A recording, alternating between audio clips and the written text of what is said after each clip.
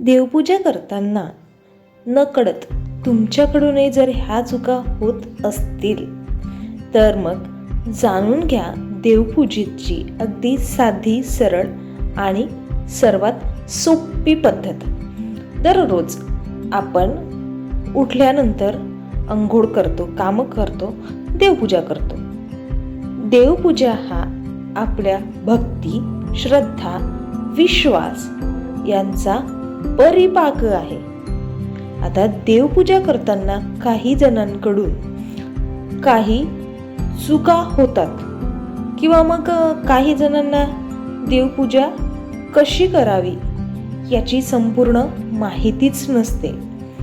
चला तर मग आजच्या व्हिडिओमध्ये आपण हेच जाणून घेऊया की देवपूजा करताना, देवाची पूजा करताना कशी करावी आणि देवपूजा करताना काय काळजी घ्यावी, काय करू नये याबद्दल संपूर्ण सविस्तर माहिती.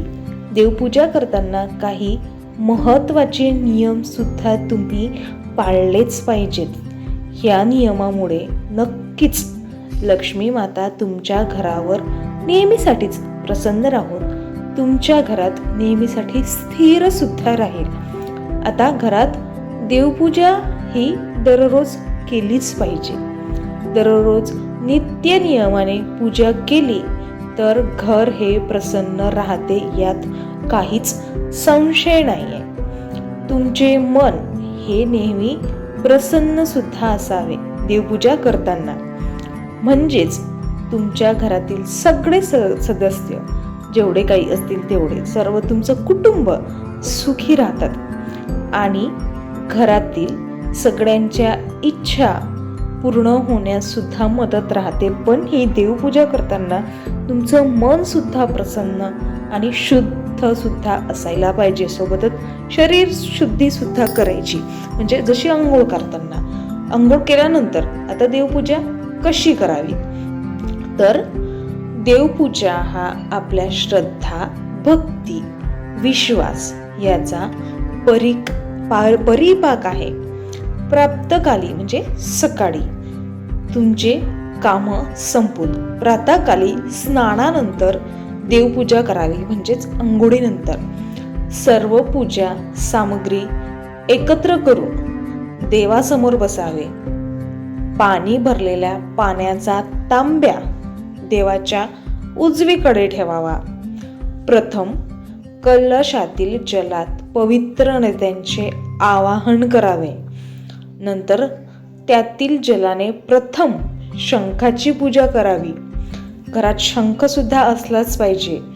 शंख जलाने पूजा केल्यानंतर, अंघोळ झाल्यानंतर तो जलाने भरावा आणि मग त्यातील पाण्याने आपले शरीर आणि सामुग्री यावर शंख जल प्रोक्षण करावे.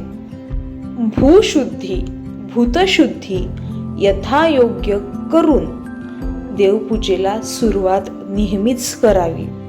आता सकाळी अंघोळ करून तुमचे प्रातःकाळचे सर्व कामं आटपून स्वच्छ शरीराने आणि मनाने अंघोळ करून स्वच्छ कपडे घालून देवपूजेला बसावे. देवाचे स्मरण करत देवपूजेला सुरुवात करावी. कपाळाला गंध लावून घ्यावा. समई असेल किंवा मग तुम्ही रोज जो दिवा लावत असेल तो दिवा आणि उदबत्ती लावून घ्यावे. सर्वात प्रथम पूजेच्या आधी तर दिवाच लावायचा आणि समईला सुद्धा गंध लावून घ्यावा, जो तुम्ही दिवा लावतो त्याला. त्यानंतर घंटीची पूजा करावी. घंटी ही प्रत्येक घरात राहतेच आणि घंटी वाजवावी. सगळ्या देवांना पाण्याने स्नान घालावे, अंघोळ घालावी आणि स्वच्छ पुसून सगळ्या देवांना टिळा लावावा. पुसायच्या वेळेस कापड सुद्धा देवाचा स्वच्छ असावा. तसेच सगळ्या देवांना फुलं वाहावेत. नंतर स्वयंपाकातला नैवेद्य दाखवून झाल्यावर तुपाचे निरंजन लावून आरती करावी. नैवेद्य तुम्हाला रोज शक्य नसेल तर एका वाटीत छोटी साखर दाखवली तरी सुद्धा चालेल. आता देवाच्या पूजेसाठी काही महत्त्वाचे नियम आहेत, ते आपण व्हिडिओमध्ये पुढे जाणून घेऊया.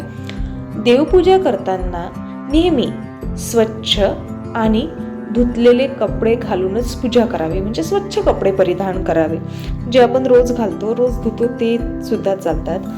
देवाची पूजा करताना नेहमीच आसनावरच बसावे.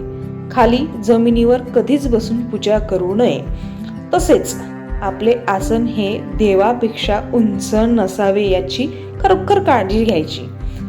पूजेला सुरुवात करताना स्वतःच्या कपाळाला कुंकुवाचा टिळा लावा. कुंकू किंवा मग गंध सुद्धा चालेल, गंध सुद्धा लावून घ्यावे.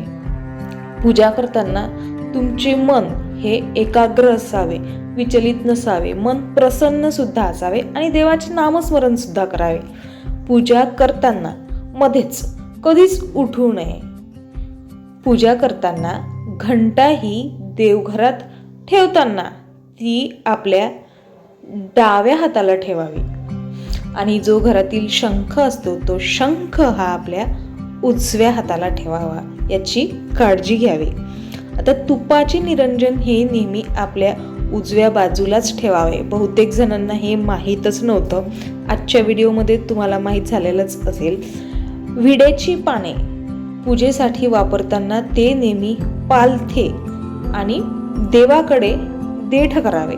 जे आपण पान वापरतो त्याचं देठ हे नेहमी देवाकडे असावे. आता नारळ ठेवताना, नारळ आपण पूजेत वापरतो, तर नारळ ठेवताना नारळाची शेंडी जी राहते ही नेहमी देवाकडे करावी. पूजेच्या वेळी कधीही एका दिव्याने दुसरा दिवा लावू नका. दुसरा दिवा लावायसाठी दुसरी आगपेटी घ्यायची. एका दिव्यावर दुसरा दिवा लावायचा नाही. देवाला नमस्कार करताना चप्पल घालून नमस्कार करू नये. तसेच मग देवघरात चप्पल घालून सुद्धा येऊ नये. अतिशय सुंदर सोपी माहिती होती. व्हिडिओ शेवटपर्यंत बघितल्याबद्दल तुमचे खरंच मनापासून खूप खूप आभार. व्हिडिओ आवडल्यास एक लाईक करा, शेअर करा आणि असेच माहितीपूर्ण व्हिडिओ पाहण्यासाठी आपल्या चॅनलला सबस्क्राईब करायला विसरू नका. धन्यवाद. श्री स्वामी समर्थ, श्री स्वामी समर्थ, श्री स्वामी समर्थ.